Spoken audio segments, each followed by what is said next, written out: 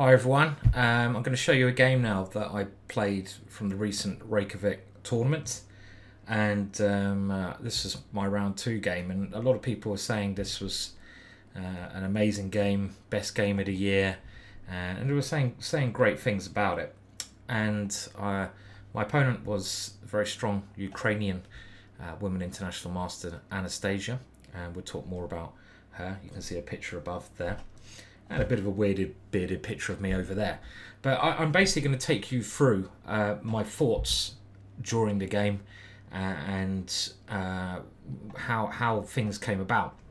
Now I started off with the white pieces with d4, and my opponent went into the Slav, which happens after c6. And now I took on d5 with a particular idea in mind. And this has a very boring reputation. It's called the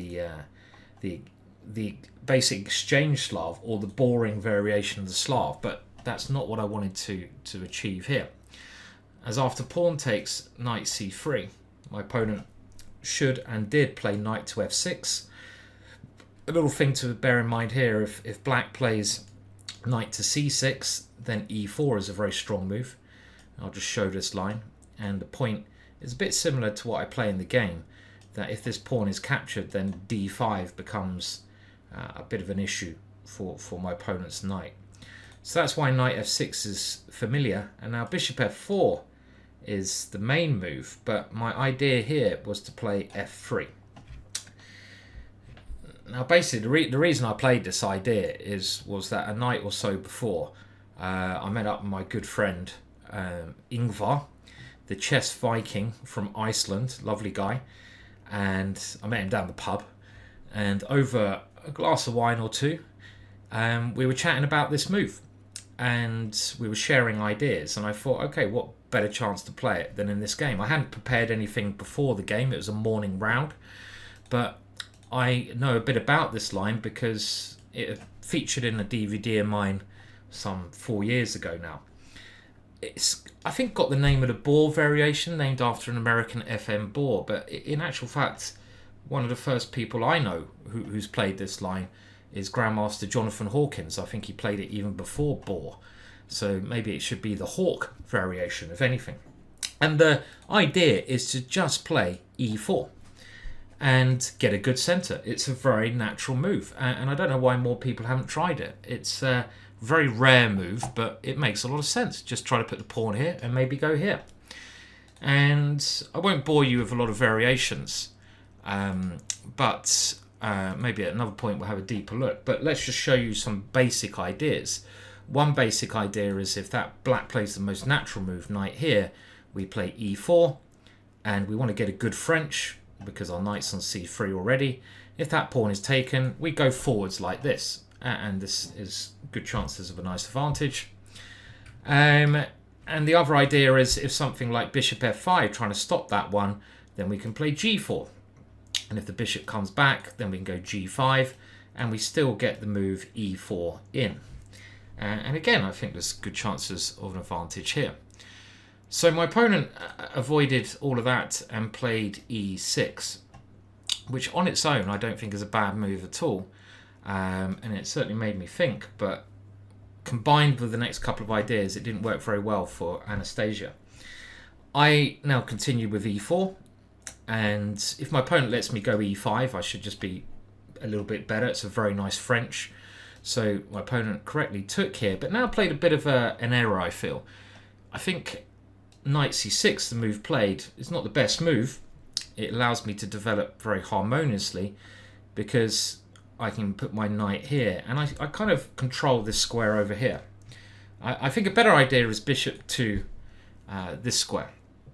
And here I might have to play a move like queen d3. I still think white has chance of an advantage, but if bishop d3, I have to watch out for this tactic, knight takes e4. And I remember analysing this a long time ago and thinking that white maybe has very good compensation, but it's just something I've got to look out for with the idea this check comes in. Let's go back to the game. Knight c6. So now I develop and defend this pawn. Knight to f3. Anastasia moves her bishop out, threatening knight takes e4. and I develop in the most harmonious way. I bring my bishop to d3, and I protect this pawn, and my bishop is very well placed in order to do some Greek gift ideas here. Let's note that knight takes d4 doesn't work because there's a typical bishop b5 check at the end, and I win the queen. And already I felt that I'm doing quite well here, because let's say my opponent castles, which would be a move that's quite natural. Well, then the move e5 is very annoying, because let's say knight to d5. Black has to watch out for this typical sacrifice, the sacrifice that you should all know about, the Greek gift. Whoosh, whip that pawn off on h7. And then you come in with a knight check, and if the king goes backwards, the queen comes into h5. And this is a brutal attack, which has actually looked to me during the game just to be winning. And if the king comes forwards here, it goes in the line of the bishop. That would be disaster, a lot of knight checks. And if it comes to this square, well, my queen can just simply come here. And f5 doesn't really help. En passant is going to give me a monstrous attack anyway. I mean, might be other good moves there, but this is looking very scary. So my opponent has to be careful, and in this position my opponent played bishop to a5, which at the time I thought was quite a clever move when my opponent played it, because I thought, oh yeah, right, well, my weak point is d4, my opponent's moving the bishop around to attack it. But I also realised here that it's probably time to do something. Now, I could play bishop g5, developing a piece, pinning that knight, but I really wanted to force the issue now, because it does seem my opponent's king is not castled. I've got this nice centre, I've got good development, and I came up with, after quite a lot of analysis in my mind, a good idea. I went e5, this on its own is okay. The knight comes into the centre, and now rather than guarding this piece here with a move like bishop d2, and if I had played this move, I was a little bit concerned about something coming to b4, for example. Maybe even this one. And then now knight takes d4 is an issue, because the queen has two bishops in the way. And if I didn't really like this variation, but I suddenly realized before I played e5 that development is key in chess. King safety is second key. And why don't I just give up some pawns and castle? I really don't mind giving up pawns anyway. And I calculated the following variations here. Well, first of all, I think my opponent should probably take this knight here, because otherwise my position is just fantastic. The knight will come into the middle, and I'm not even a pawn down with the attack. So my opponent does capture this one, and capturing with the bishop forces my rook to move. Of course, I looked at briefly at ideas of bishop a3 here, giving up the rook, but I didn't really believe it. This one seemed more natural. And then the next idea I had to just, this is before I played e5, so these are the things I had to think of before I played this pawn move. The good thing about classical chess is you have more time to analyse in deep moments. And again, it's quite simple really, that if my opponent castles, I take on h7, and we do that Greek gift. So as long as my opponent doesn't castle, I felt quite secure. And the next thing is, what if my opponent takes a second pawn? Well, if she had taken with the bishop, I had calculated king h1. I also thought knight takes d4 was not that stupid here. In actual fact, I thought this could be an interesting idea, but I wanted to play king here. And again, knight g5 is one of my main ideas in these positions, by the way. And if my opponent takes the third pawn here, well, now I realise that I can take this one. I'm 3 pawns down, but I have a check. And if my opponent defends with a bishop, which seemed like the most logical, this move, then queen e2. And I suddenly thought, well, this is very dangerous for black here, because I got my bishop coming over here. My rooks have very long open lines. My queen has an open line. And I wasn't sure how black should continue here, because, for example, the knight is on pre in this position. I'm threatening just to take the knight. Let's say my opponent takes the bishop here, and now again I sort of saw some lines, realized I had decent compensation, and I hadn't worked out which one I was going to capture with. But for example, just to show some of the compensation, let's say what I take with the rook maybe, because again that knight probably has to move. And I looked at knight c6, and then I just saw this key move again, bishop a3, and I saw that if knight e7 was played trying to castle, I have rook takes b7, and black can't castle because of the knight, and I'm probably winning. And I sort of saw this position, and to my eyes it looked very dangerous, and I thought, well, there might well have been better moves on the way here. Maybe I take with the queen on b5 here. That also looked very interesting, because after the knight moves again, this knight has to move. I can play maybe bishop a3, but I also have the option of taking on b7. And I just sense that as long as my opponent's stuck in the middle and I've got 4 pieces attacking, this is fine. It's what I'm going to do. So that was one line I had looked at. And the other things I was looking at here was, well, you know, instead of bishop takes, is knight takes an option? Well, this is quite easy to work out. No, because I go knight takes d4, and we have that tactic we saw earlier. Queen takes, queen, bishop to b5 check, winning the queen in the middle. So that one is not an option. And if we go back to this position, knight takes d4 here. Even though this game was now played like 8 days ago, so I can't remember everything. It's pretty appalling. But one of my main attacking ideas is knight g5, and I'm pretty sure this is. I'm not using the computer here, by the way, and just like trying to vocalize my thoughts. And this is like one of my main ideas, anyway, because it just looked so dangerous, doesn't it, with that queen coming over to h5 throughout the course. And the bishop can still cut. This looks tremendously strong. So that's why when I got to this position, I thought, well, okay, this is very interesting. If my opponent can't castle, if my opponent can take the pawn, but it doesn't really lead anywhere, then fantastic. I'm very happy. There was some other lines there that was very interesting. Let me just see if I can remember them. King h1. There was a line. Okay, the other line was bishop takes e5. I just want to show one more line. This is also key. Here, bishop b5 check. And what about knight c6? This is the last line. Just wanted to show that I had to calculate before playing e5. Because, you know, you need to, when you start giving away pawns, you need to make sure you're not just losing, right? And this kind of looked like, oh, hang on a minute. I can't play bishop a3. I don't really want to swap queens, do I? But then I suddenly realised, well, hang on a minute. I probably do want to swap queens actually in this particular position. Let's say I take on c6 with check first and take here. You may assume that black's winning because the queens are off the board and black has 3 pawns. But I spotted that after rook takes f7, it's only 2 pawns. And I suddenly thought, well, hang on a minute. My opponents can't really move anything. All pieces on the back row. I've got my bishop coming to g5 with check.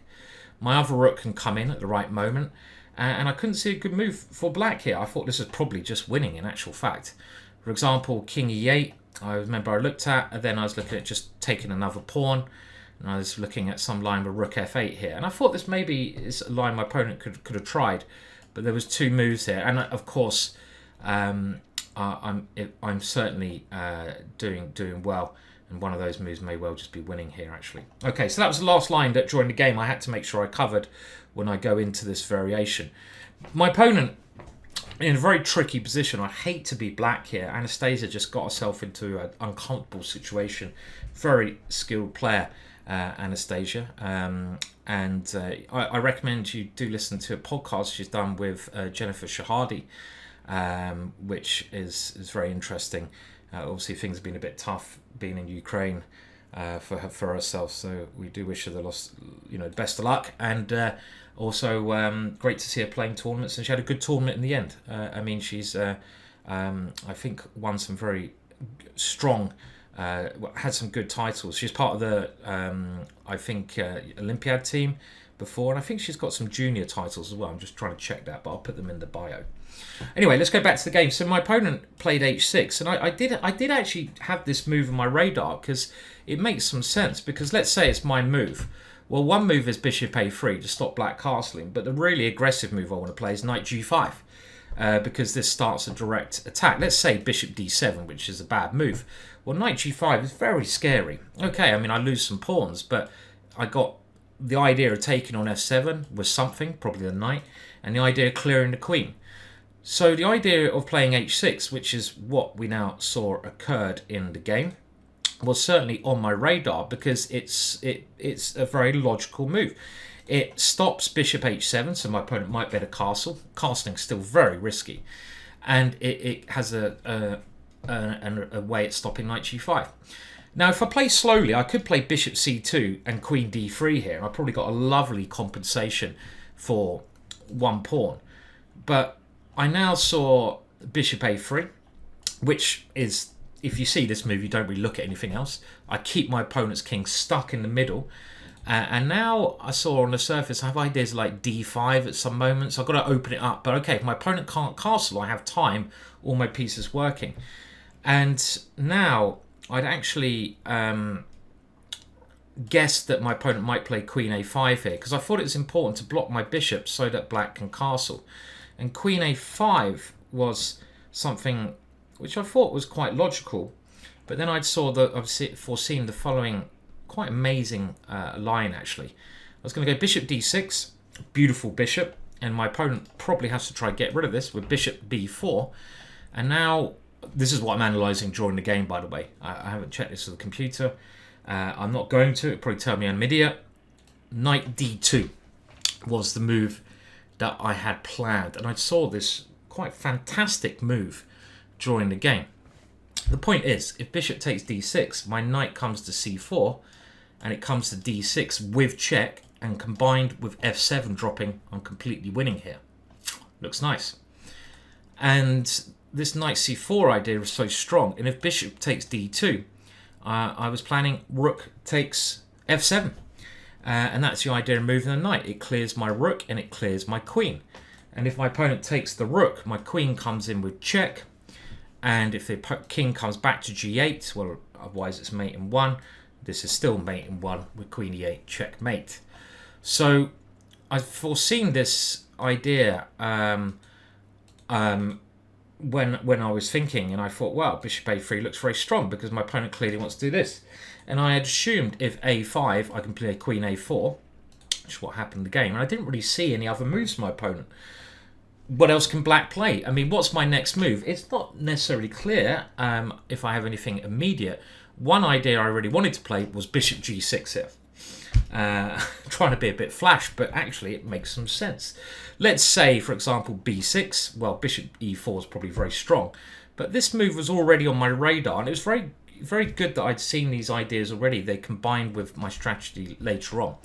I don't know if this works, but the point is, you know, whether it works or not, it's an idea. And the idea is it takes, my queen comes here, and it's very hard to stop my queen now entering in with a big attack. And potentially this could just be winning as well. But b6 can also be met by many other moves. Maybe the simplest is bishop here, followed by d5, another way to open up the middle of the board. So my opponent played a5. Let's get back to the game. And this was a good move, I felt. You know, it's a very tricky position. My opponent wants to play bishop b4, castles. So I want to stop my opponent's idea, even when attacking. Important to do that. And queen a4 does. Because now if bishop b4, I can capture. And the knight can't take because it's pinned.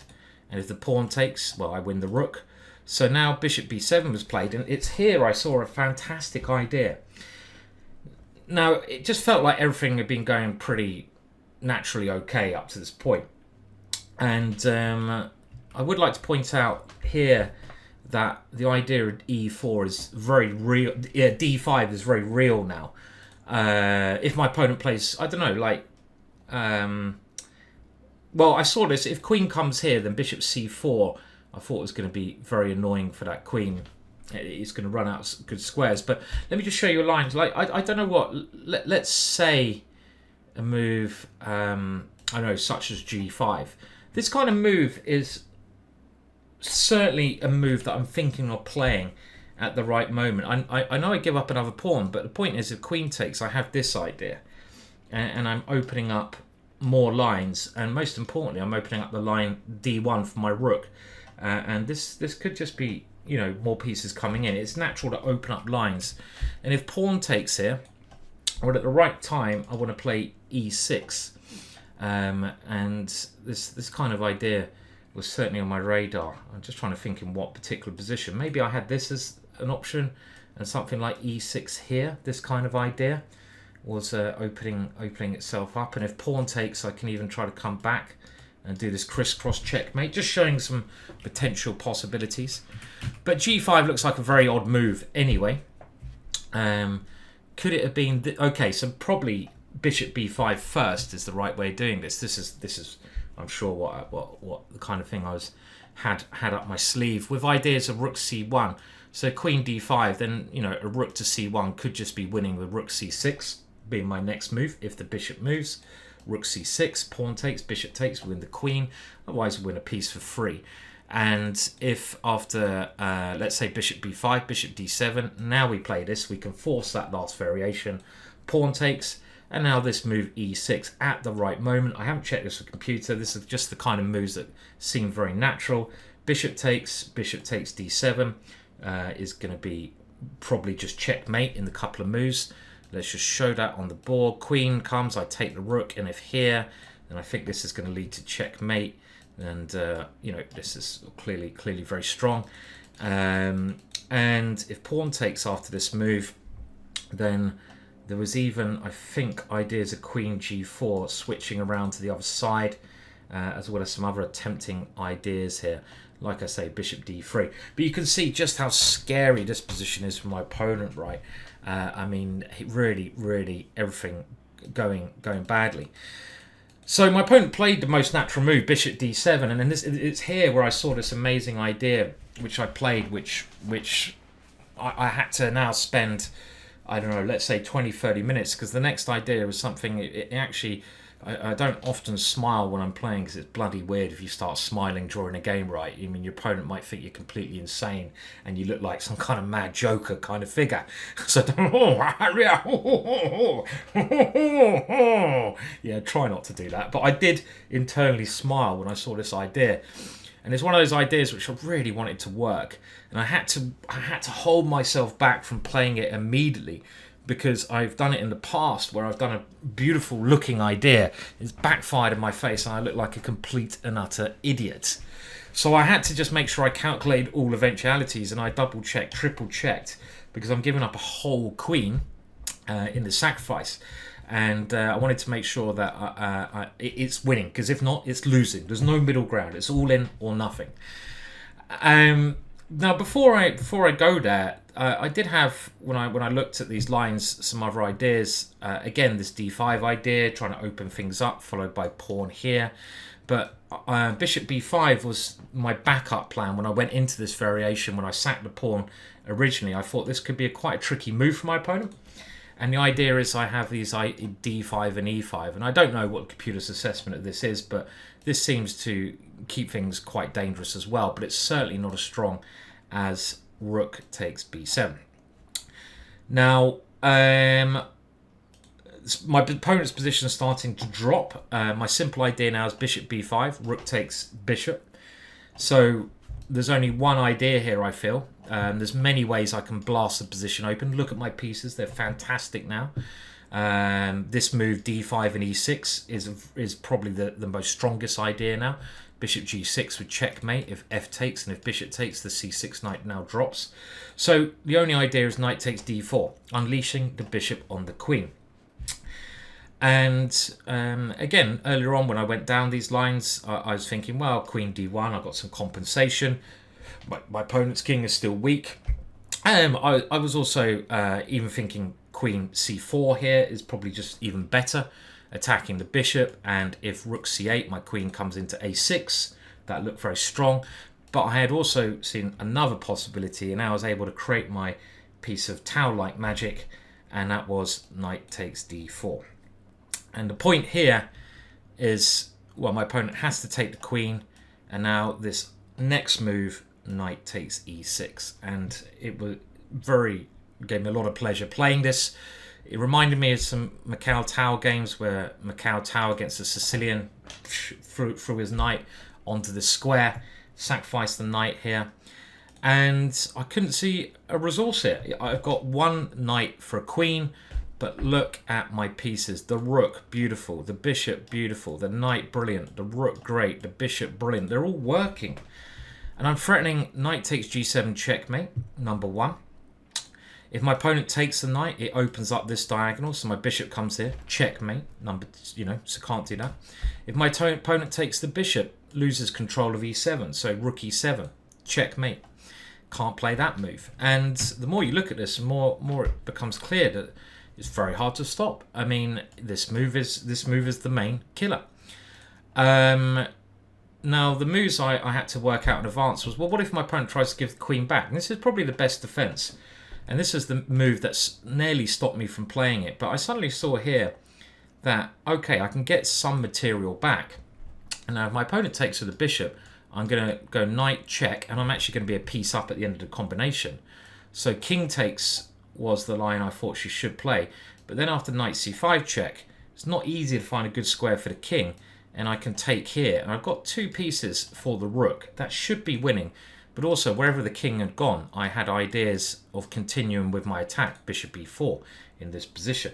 So this looked winning, and as soon as I saw this, I thought, okay, well, let's double check. And when I started to double check these lines a couple of moves ago, which you should always do, after knight takes e6, it's what other defenses are there. And the only other defense I could see was queen h4, which is what my opponent played.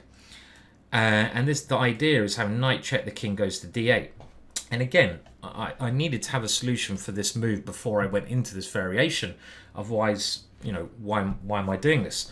Rook e7, my opponent always gives the queen back, and this is not even worth looking at. My first thought was, which came to my mind, was g3, but this would have been a horrendous mistake. This is actually quite a clever idea because my opponent's queen is overloaded on this file. So if it goes, for example, here, now rook e7 is checkmate. But I had foreseen, again, when I played this, my opponent can now play this horrible move, and my king going onto a light square fails to here, and it's the mater who gets mated. Bishop there leads to checkmate. So g3, no. The next thing, can I force something with a knight check? So this is the next thing I was looking at, and then king here. And I was looking at this funny little move, knight f5 now.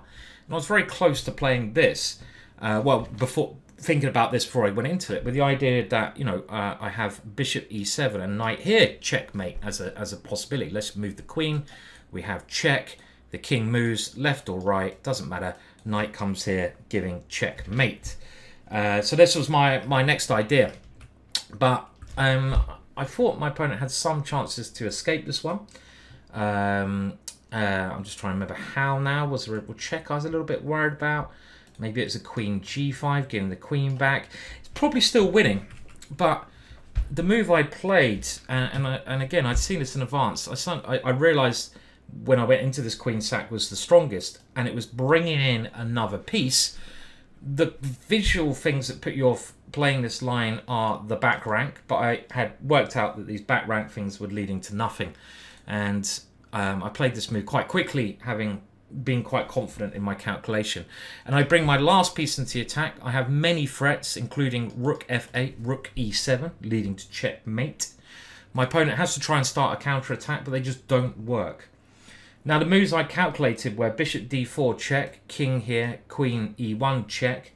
And now, in actual fact, I have two ways to defend. But I was thinking that rook f1 was the most forcing because I threatened the queen. And I threatened still checkmate here and checkmate here. And I couldn't see a good defense for my opponent here. For example, queen takes e5. I have two different ways to checkmate. Take your pick.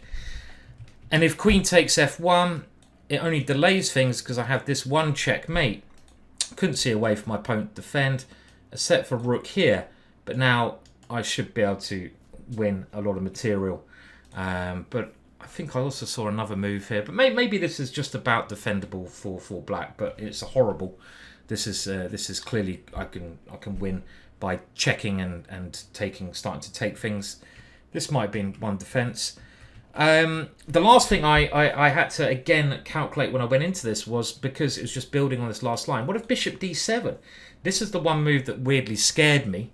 And the point being now, well, let's say I take it. What's the point now of this stupid idea? Well, the point now, actually, maybe this is with bishop d4 check first. So let's put this on the board. Bishop d4 check here, bishop d7. What if I take it? Well, the point now, if I do the same line with rook f1, my rook's on pre. And I suddenly also, if I go bishop f1, then my opponent can go queen takes f1 and king takes d7. And actually, this is maybe playable for black. It's still winning for me, but I saw a much more beautiful way than rather going into this ending here. And after bishop d7, this was how I had hoping the game would go. I was hoping to now play bishop to g6, and this is, I think, a stunning end to a game of chess, because this looks like the end. Check. But your check, my friend, is met by checkmate. There's a little bit of dark humour there, isn't there? You check me, I checkmate you. Checkmate, fool! And I kind of like that. And there's lots of variations of this kind of meeting a check with checkmate. I mean, let's say my opponent had gone bishop d7 here. I go bishop g6. Well, what if my opponent checks me this way around? You check me, I checkmate you. Boom! So another nice line. And just to finish off in this thing, my opponent, in a very bad situation here, tried to block the idea of check, queen takes, rook takes here with bishop b4. But now I managed to checkmate with another idea I'd had, rook f8 check. And now my opponent resigned because bishop g6 is going to lead to checkmate like this. And even though I'm many pieces down, checkmate, I believe, ends the game. Oh, yes, it does. Oh, yes, it does. And that was my immortal game from Reykjavik. And just some of my thoughts there. Please like and subscribe to the channel. A bit longer, this video, than probably I should do. But hey-ho, you don't always get to play an immortal game, do you? And my opponent went on to have a very good tournament. She got a bit unlucky in the opening. Like I say, she's won some, I'm pretty sure, some junior titles in world and European. And she is a woman I am, international master, and I'm sure she's going to go a lot further. Yeah, I didn't really get a chance to chat to her after the game. But it was a damn good feeling winning a game like that. But also, you know, you're riding so high, you've got to come down off the ceiling as well, and that was the only problem for the future games. You've got to forget about this game because there's still bloody 7 games to go. I'd much let me play that in round 9 so I can go and drink a bottle of champagne and chill out. But no, I had to concentrate, and we'll talk more about the tournament in another video. But that's that for now. Cheers, and do please subscribe and like.